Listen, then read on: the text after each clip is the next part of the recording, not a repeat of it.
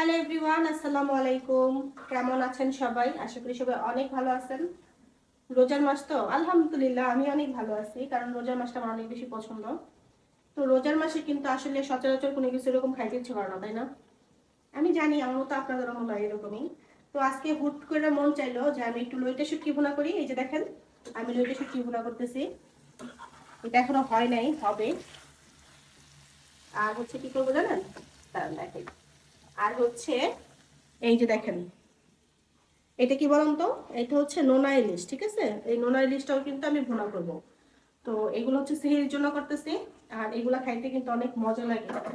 সারাদিন রোজা রাখার পর শুটকি খাইতে যে কি একটা মজা, এটা যারা শুটকি খায় শুধুমাত্র তারাই মানে বুঝে আর কি। তো আপনারা যারা খাইতে চান, আমি তো আর খাওয়াইতে পারবো না, আপনাদের বাসায় যদি থাকে রান্না করে খেয়ে ফেলেন। টাটা।